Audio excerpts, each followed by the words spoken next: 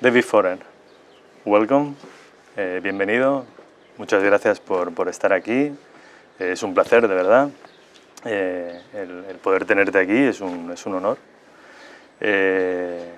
Si quieres podemos empezar explicándonos dónde estamos y así nos ubicamos todos. Gracias, Sergi, for having me on your show. We are in Gratayops, what I think of as the center of the priorat, where we're geographically in the center, but we're also at the place where 30 years ago priorat had a transformation.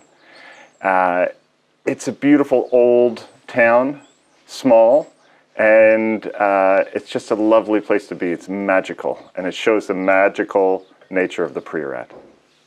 David, esto es una maravilla, el sitio donde has elegido, pero tú no eres del priorat, ¿no? ¿Eres inglés? Sí, soy canadiense, pero vive muchos años en Estados Unidos.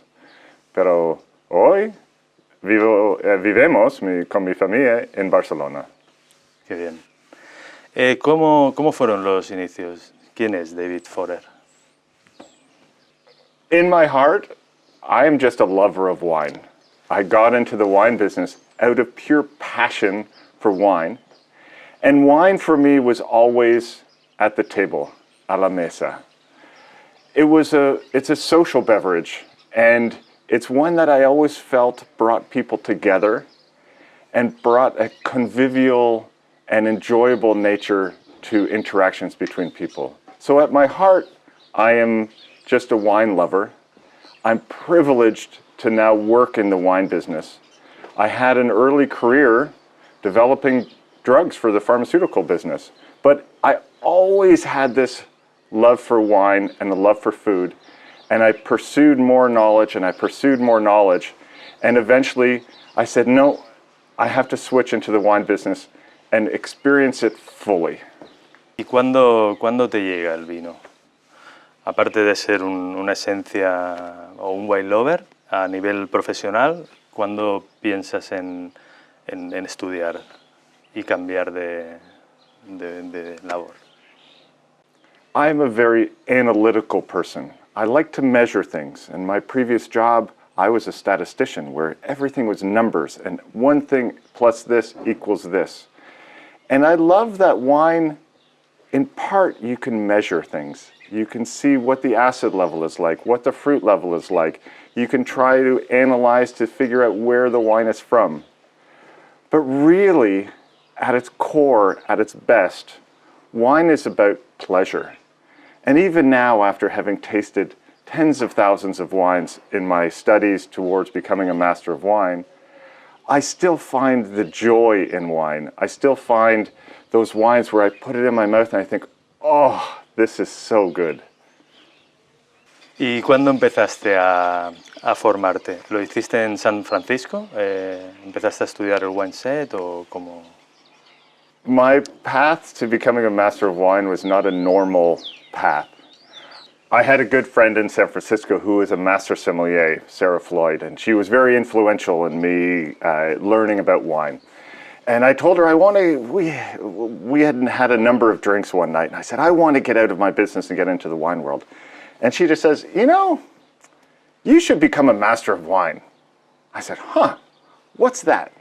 And I looked it up and I went, okay. It's crazy. I was so naive to think I could go down this path. Go, okay, I'll do that. But I think that was part of my success, was that I went in with an open mind and was not scared of the process. ¿Y cómo recuerdas esos inicios de estudios, de pasar niveles? ¿Cómo lo recuerdas? The whole process took 10 years because I realized I needed to take the WSET. So I started with level 2, then level 3, then level 4, then I got into the MW program, and that alone was 7 years. And each step of the way, I tried really hard to keep my love for wine. A friend who owns a winery in Napa had told me she was worried for me because she had seen people go through this intensive process and lose the love for wine. And for me, knowledge is important, but the most important thing is to love wine and love what it does to a community. Durante este tiempo de estudio, ¿continuabas trabajando de lo tuyo? I look back on that time thinking I was crazy because I had a full-time job and I was studying at the same time and had 2 small children at home and lived a crazy, varied life. Yeah, I look back, I think, how did I do it? But it was a passion for the knowledge, it was a passion for the wine, and a desire to switch out of my business and go into the wine world. ¿Con qué edad tenías? When I finished the Master of Wine, I was 48 years old. I had half of my life in another business, and I thought I could take the second half of my life in a different business. For me, I think of it as Dave 2.0. ¿Cuál fue la parte más difícil de todo el proceso? O la asignatura que más te costó? There are 3 parts to the Master of Wine exam. A theory exam over 4 days, a tasting exam over 3, and when you pass those, you write a dissertation for a year and a half. The theory, because I came from an academic background, I passed the first time. I would not say it was easy, because it is very comprehensive and wide and deep in knowledge, but I passed it first time. The tasting, because I did not work in the business and have opportunities to taste professionally, that was more difficult and it took me a few more years. ¿De qué trataba la tesis final? The final thesis was hard. I had written many papers in the pharmaceutical industry that were published in very famous journals, but the style of research was different for the Master of Wine, so I struggled with it. It was a lot of work, and it was, everybody thinks you pass theory, you pass tasting, oh, then you just write a dissertation, a research paper. But it's not easy, and everybody has a tough time with it. For me, especially, when I finally passed, that moment when I found out I passed was more joy than almost anything in my life. Vale, David, y a partir de aquí, que te dan el resultado y te dicen que has sido aprobado y que ya eres Master of Wine, ¿esto qué representa para ti? ¿Qué te cambió en tu vida? I still get surprised when people say to me, oh, you're a Master of Wine. It's almost like they're nervous. I'm just Dave. I happen to pass a test. I happen to get through the learning of a bulk of knowledge. I am here for the wine and to impart and to help people love wine, to help people know more about wine, and for myself to work in the wine business. But being a Master of Wine has helped me as I enter the wine business because it opens a door. When I call somebody and ask to talk to them, if they know I'm a Master of Wine, they will talk to me, but they will only talk to me once. They will only open the door once. And from then, it's up to you. It's up to the value that you bring to that interaction. And I've loved being a Master of Wine, but it's not who I am. I'm just Dave. David, veo una visión como muy humilde por tu parte, por tus palabras, pero a la vez contrasta un poco con la visión que se tiene de los Master of Wine, esta parte elitista o esta parte de inaccesible de llegar. ¿Qué piensas de esto? All of the Masters of Wine I know, the majority of them are humble. I will give you an example. Jancis Robinson, one of the most famous Masters of Wine in the world, is when you sit with her and you have a glass of wine with her, she's very, very humble. She's just a regular person, and she tells you and acts that way all the time. She's just a regular person. One of the things, you know, if you see a selfie with her, people say, can I have a selfie or a photo? She looks very stern because she does not like the attention. She just is a regular person. Most of the Masters of Wine I know are also humble. I encourage anybody watching this If you know you're there with a master of wine, just go say hello. And you will find out most of them are humble. There is a part of being a master of wine that's very academic. And that attracts people who are sometimes shy. So I think the perception of eliteness could be, to some degree, just shyness. Pues esperemos que con esta conversación, esta entrevista, se pueda ver esta visión, ¿no? Que supongo que pueden percibir de ti. Entonces, David, cuando acabas Master of Wine, aún estás en San Francisco. Y en este momento, ¿cuándo llega venir a España y a Barcelona? So we moved to Spain when I became a Master of Wine for a few reasons. One, Trump got elected, and we thought it's a perfect time to leave the United States. In my heart, I am Canadian, so I felt this was a good opportunity to move. But really, we moved to Spain because I wanted to be closer to the viñedos of the old world. And I had so much of my experience in the New World in Napa and Sonoma, which are wines I love, but I wanted to be closer to Europe and to the viñedos of Europe. Why Barcelona? It's Barcelona. Entonces, David, cuando ya decides venir a Barcelona, ¿cómo recuerdas esa gestión o cómo fue llegar aquí? ¿Empezaste o contactaste con gente ya del sector o cómo fue? I made so many friends and eventually work colleagues in the wine business in Spain so quickly. I'll tell you an example of how and how welcoming people were.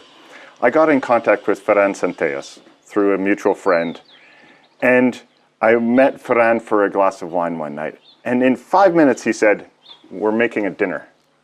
I'm going to introduce you to all the wine people in Barcelona." And we had this big dinner of 12 people. And I got to meet each one that's from a different part of the wine business. And I'm still friends, and I work with some of these people still to this day. And I thought, who does that? Who takes this new guy, this Canadian-American guy, who he doesn't know, and organizes a big dinner to introduce him to all the wine personalities in Barcelona? And I see that over and over and over again. My business partner in the winery here in the Priorat, he welcomed me with open arms and introduces me to all of the people he works with. It's a very sharing community, and it is also still a small community. So it's been great to get to know everybody in the wine business here in Barcelona and in other parts of Spain. Entonces, David, cuando llegaste y te encontraste toda esta situación tan agradable y tal, pero desde fuera, antes de llegar, ¿cómo veías la situación vinícola?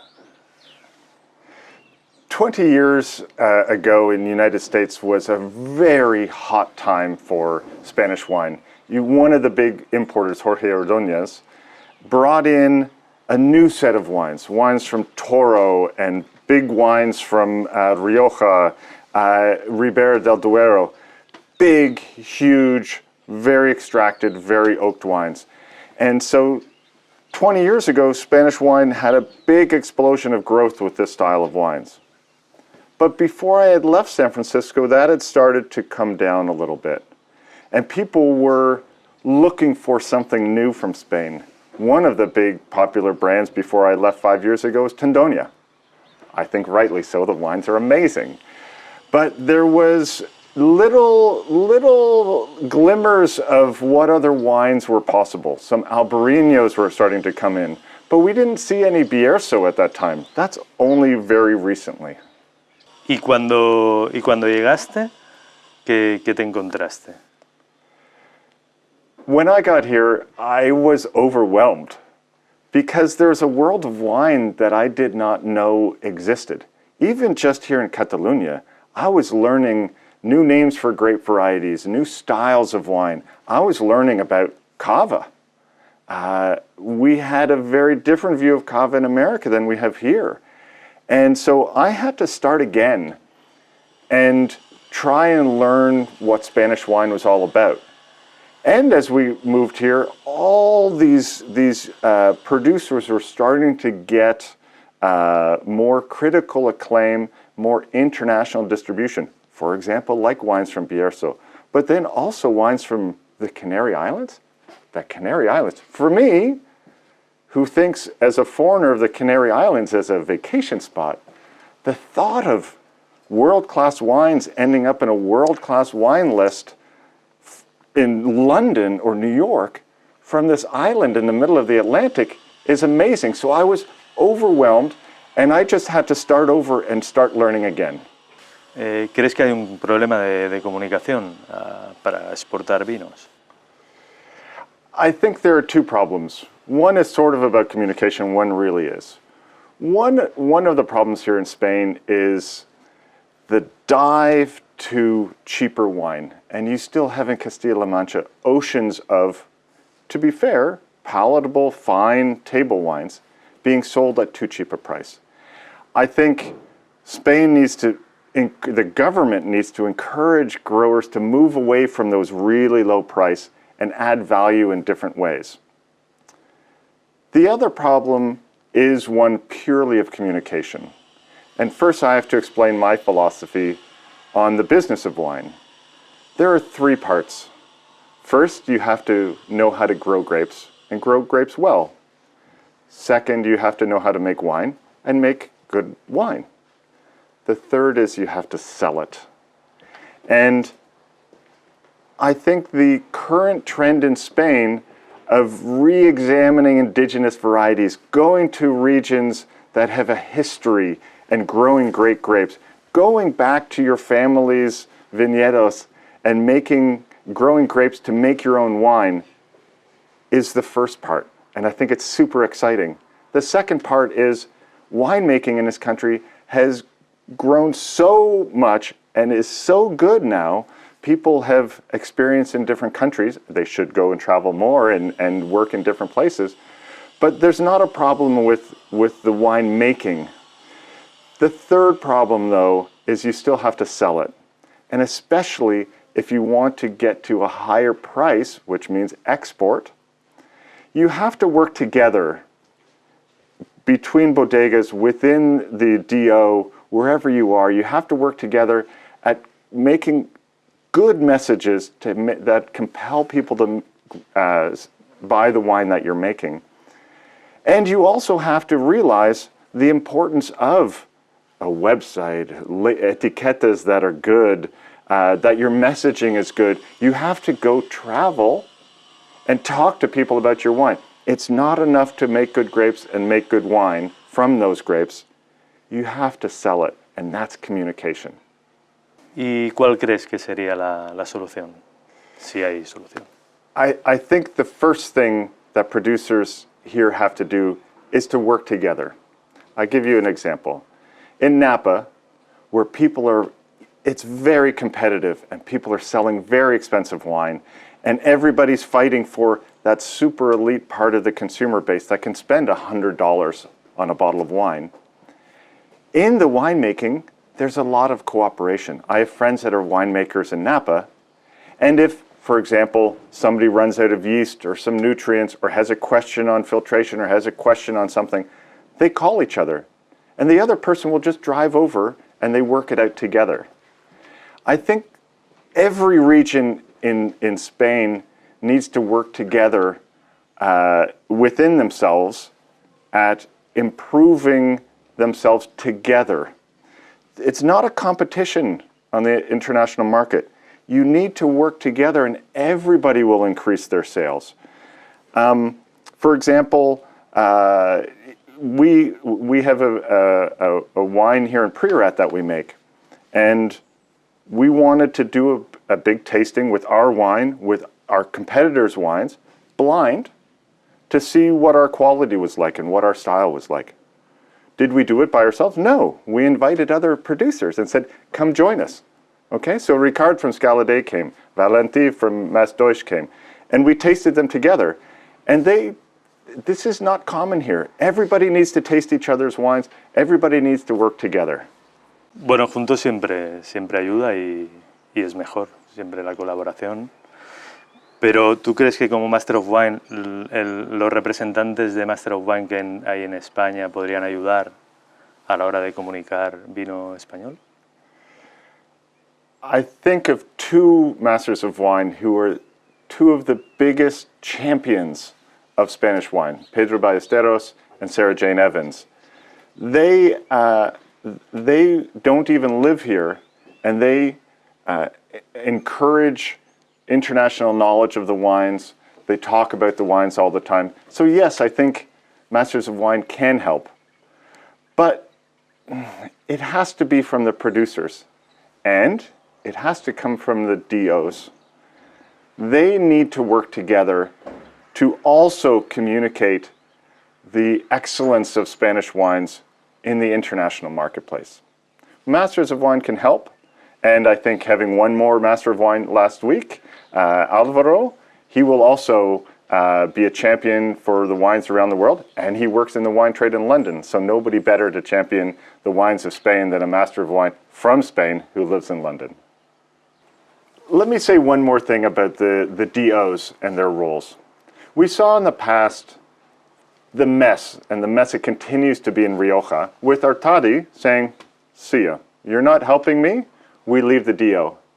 And you see more recently, the DO Cava and Corpinat mess. It's not helping Cava producers at all.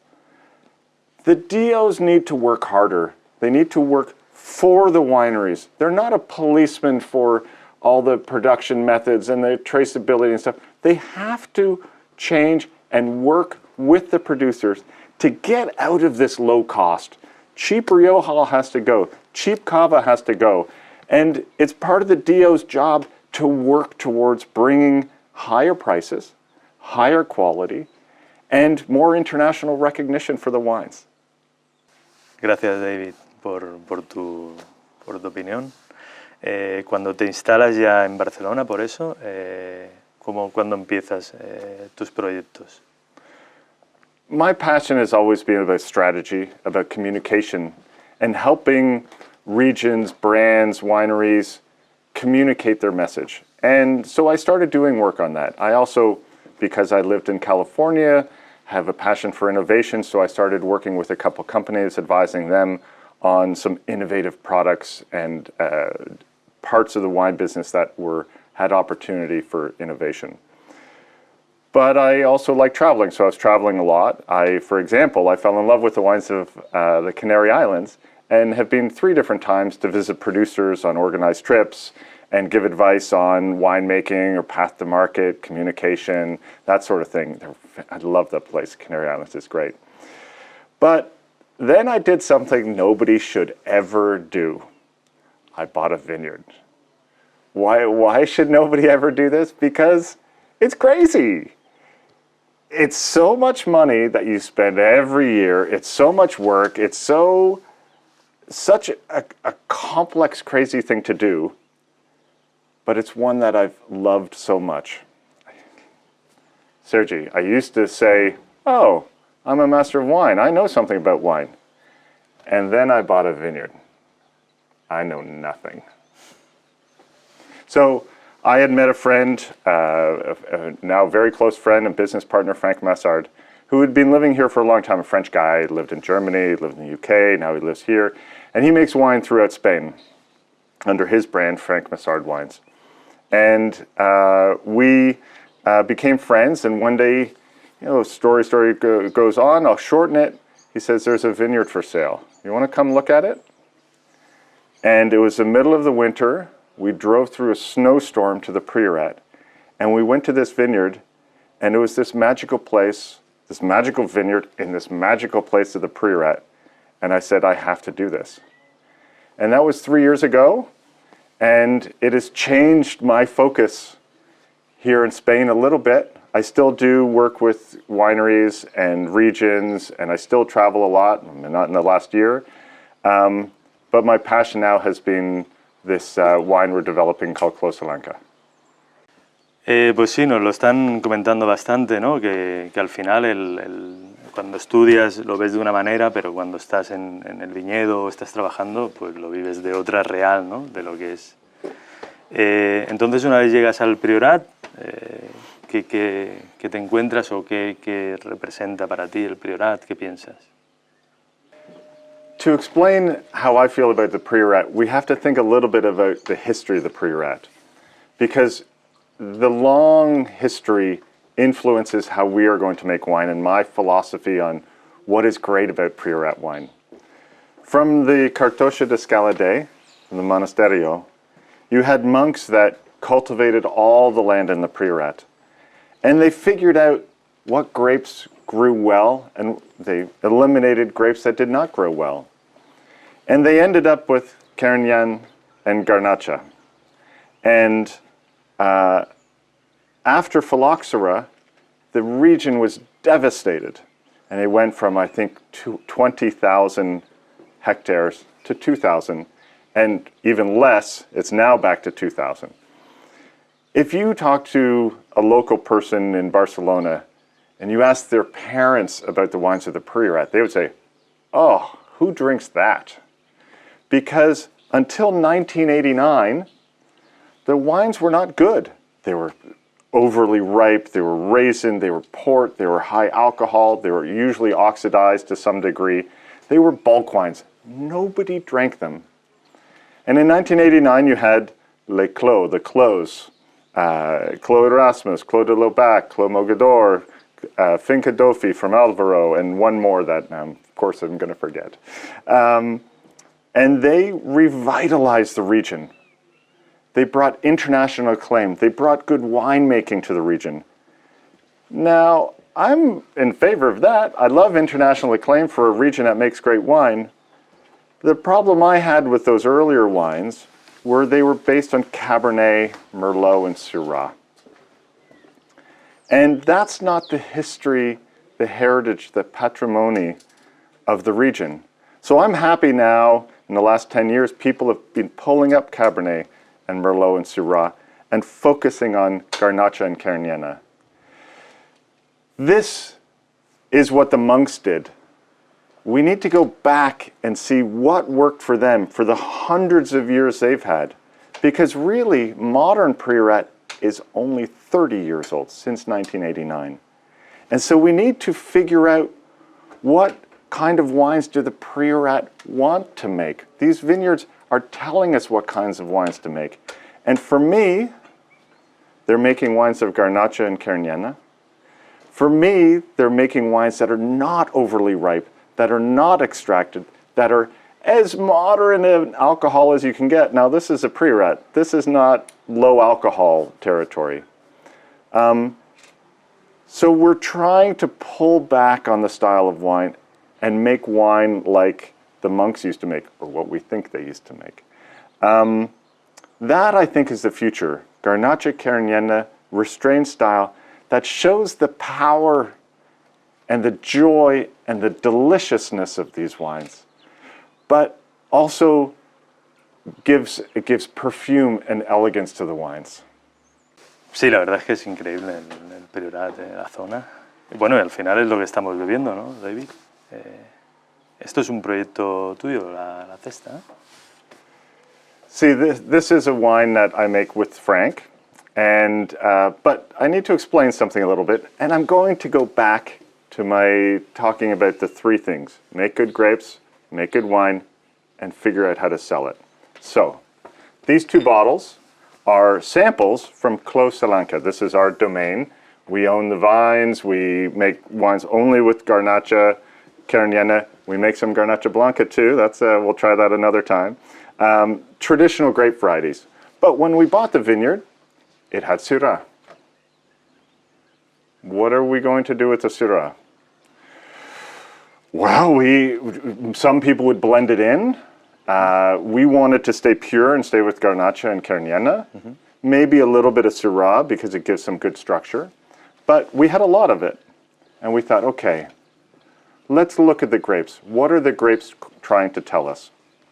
The grapes were really good quality. The grapes were clean. They had a good pH, acidity, the fruit was nice and pure, the alcohol was reasonable. And we thought, hey, let's make a natural wine. Okay. For people who know me, I'm not a big natural wine guy. I'm in favor of doing as little as possible in the winery, but I'm a science person. I like to do analytics on the wine. I like to pay attention to the wine. And most importantly for me,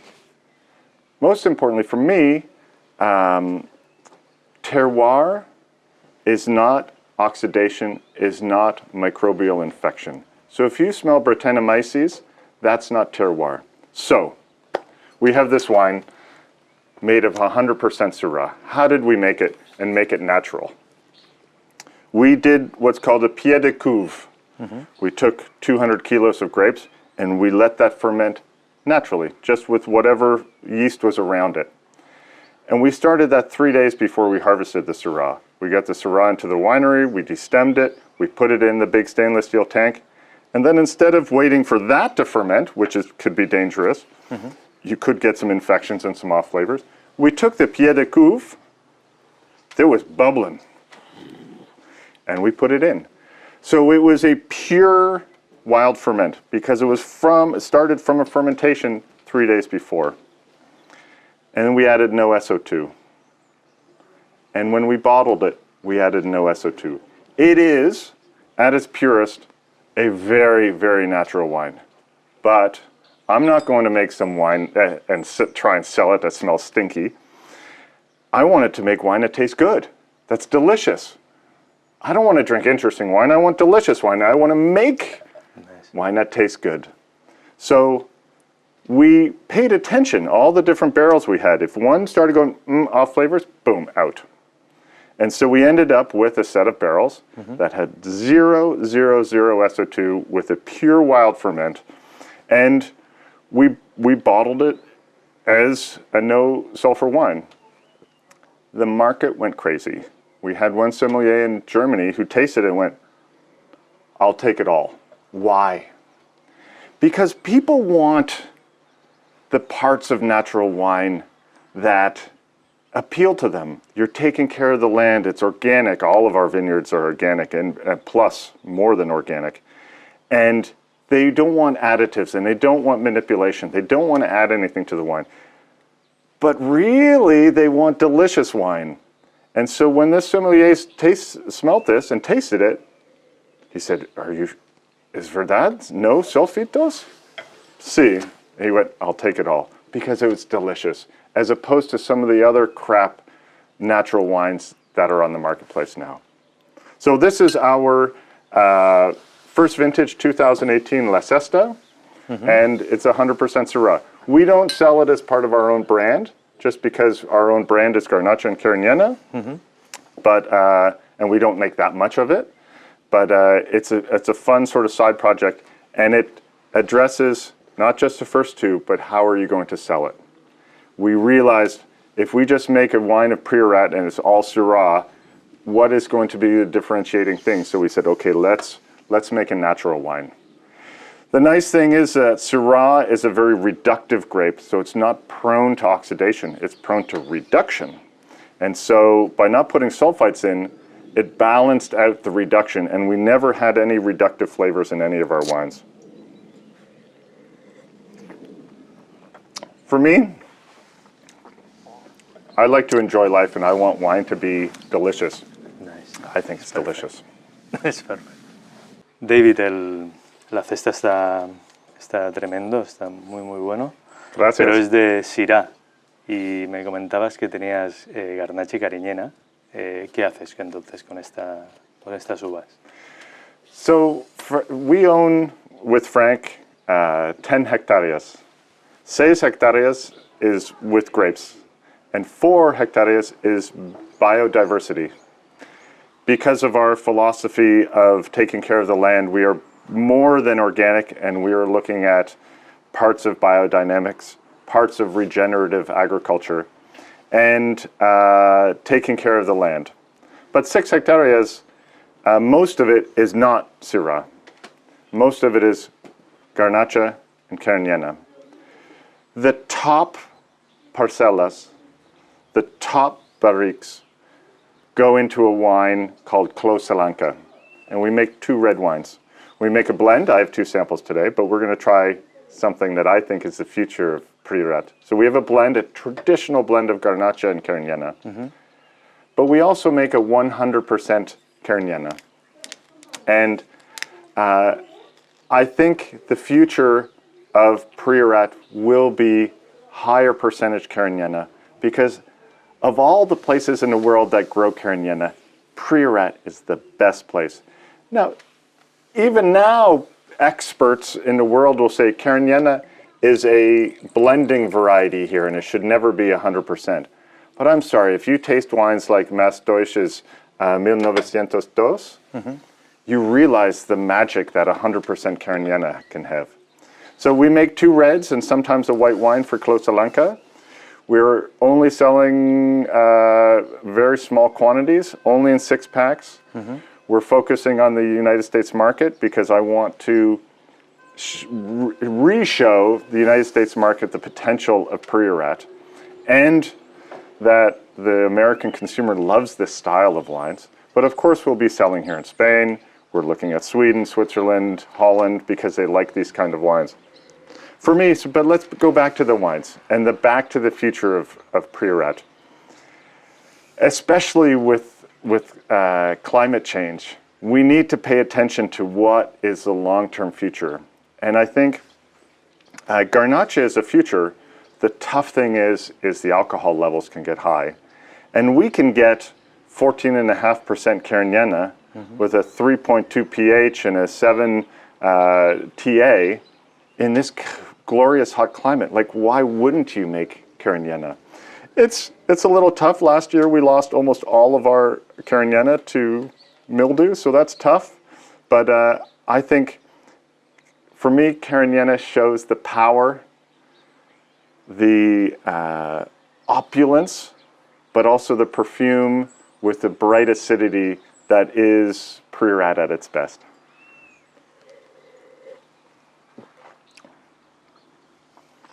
David, gracias por tu tiempo y por estar aquí.